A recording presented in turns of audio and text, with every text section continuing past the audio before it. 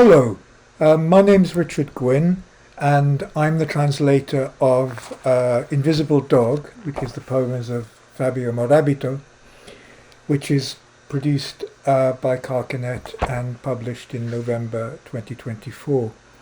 I want to say a few words about the process of translating Fabio's work, and I should start by saying that we first met 10 years ago at a workshop that Fabio runs in Mexico City for the writing group that he has initiated and in many ways mentored for many years. I turned up as a guest with the poet Pedro Serrano and his fellow poet Carlos Lopez Beltran, and it was my first meeting with Fabio. Although I was interested in his work before and was intending to include some of his work in this anthology of poetry, The Other Tiger, which is translations from 97 Latin American poets, which was produced by Seren and published in 2016. But back to the current book, Invisible Dog. After that first meeting with Fabio, the idea was planted, the seed was planted to work on a collection of his poems, and he had various other projects on, so did I. Fabio is a celebrated short story writer and novelist. Much of his prose is superbly translated by Curtis Bauer. And when we eventually started making a selection 3 or 4 years ago, I found it incredibly exciting to have insights into his own process and to discuss the translations with him, which we did in some detail. Fabio is himself a translator from Italian. And so he's familiar with the process and was a great help to me in the making of this book. Fabio doesn't have English, and so the process of coming to solutions about tricky patches in the work was very much down to me, though he gave a very good sense of understanding the type of problems that I was dealing with, because of course he could relate to them through his own experience as a translator. Fabio was born in Alexandria, Egypt, and to Italian parents, moved to Milan as a small child, and then in his early teens the family emigrated to Mexico.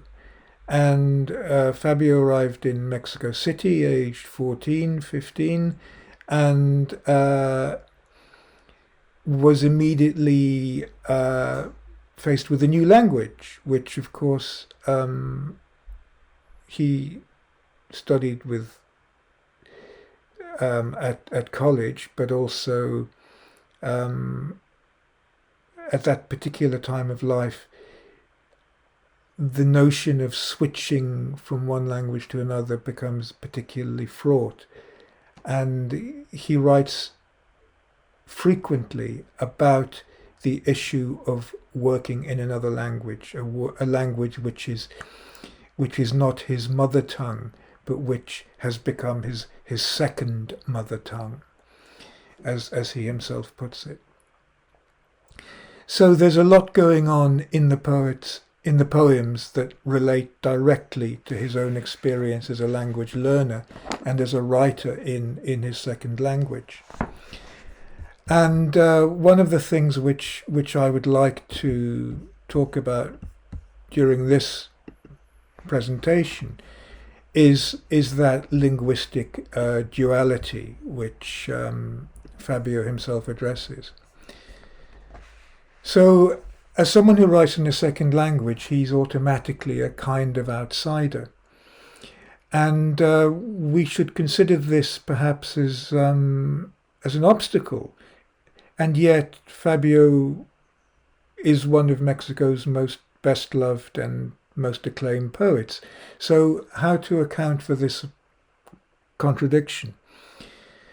There's a very lucid appraisal of the poet written by the Spanish critic and poet Francisco José Cruz, who writes of Fabio's unrepentantly nomadic condition, the feeling of not entirely belonging anywhere, which develops within him a razor-sharp consciousness of provisionality.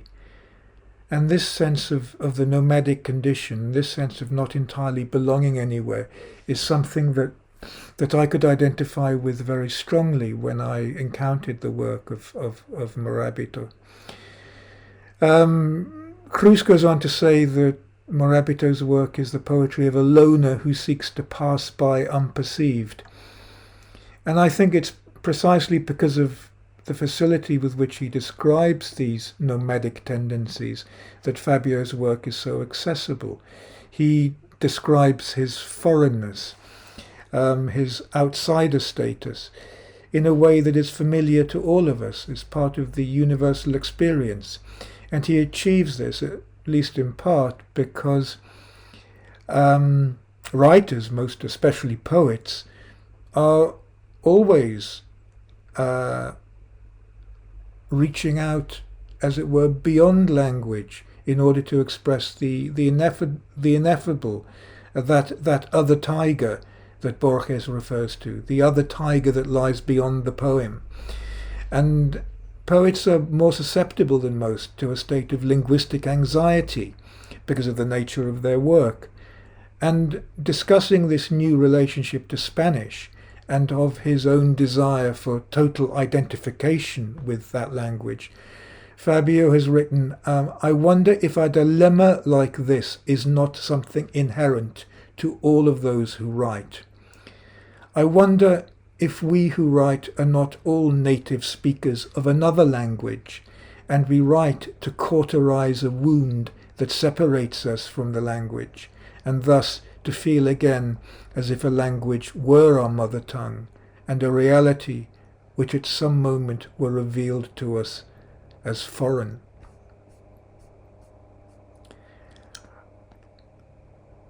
There's one poem in particular which I would like to single out that exemplifies for me Mora bito's achievement, offering snapshots from the other side of the mirror. The poem is called Un viaje a Pátzcuaro, Journey to Pátzcuaro, which chronicles an adventure undertaken by the 16-year-old Fabio only a year after his arrival in Mexico. And it's one of the poems that I most enjoyed translating in the collection. Fabio speaks in an interview with Barbara Bertoni about translating a poem that you love as being a way of chewing something over, of appropriating it almost organically, rewriting that which has already been written. And it's a way of understanding something that cannot be fully understood by a simple reading, by trying to pin down what you feel might otherwise flee. And in Journey to Pátzcuaro, the young Fabio arrives in the town at dawn, and he crosses the empty plaza, and the first rays of the sun are illuminating a statue of Quiroga, one of the kind of historical antecedents, one of the conquistadors, and he observes the deserted doorways, and no one can hear him, no one can see him. It's like, he says, in a painting by Chirico. And in an extraordinary lucid moment, the adult poet reflects on his decision to reject the offer of a fine room, spacious and well lit, overlooking the square, because he didn't dare take it. And it's a decision, he says, that, had he chosen differently, might have changed his life forever. And this recreation of the fragility of the moment in an unfamiliar town, in a new country, strikes me as encapsulating much else that we learn from Mora bito's poetry, as though we too were setting out in a strange land, confronted by an array of decisions to be made, any one of which might mark us for eternity. And it's this exposure to the unknown that venturing into the work of a new poet will sometimes afford us, if we're lucky. And I feel privileged to have had the opportunity to translate this work. So I'm going to finish off by reading the poem by Fabio Mora bito called Journey to Pátzcuaro. At 16 years of age, with no clear purpose in mind, I bought a ticket for Pátzcuaro. I travelled all night in a half-empty bus. I could have gone to Zacatecas or to Querétaro or any other place. I never travelled to the sea. The sea was where old people went. It detracted from the journey's heroism. I arrived at Pátzcuaro at dawn. The square was empty, the doorways deserted. Only my footsteps could be heard, like in a painting by de Chirico. The sun's first rays lit up the head of Quiroga's statue. A woman came out to sweep the pavement outside a hotel that seemed to me luxurious, because I was 16, and offered me a room. It was on the second floor. It looked out over the statue. It had a balcony and a fine table next to the window. It was spacious and well lit. I didn't dare take it. And that was the ideal room for me. It had the radiance of my 16 years. Maybe now I would be someone else. Everything would be different. I wouldn't write what I write.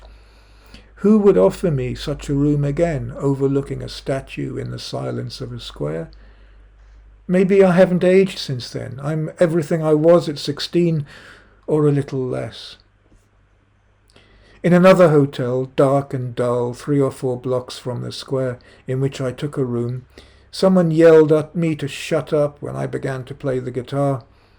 There was no balcony, and the window gave onto a grey patio. Gradually, I grew to hate myself for not knowing how to make that journey. Why did I come to Pátzcuaro, to Janitzio? Why did I lug around the guitar that I barely ever played?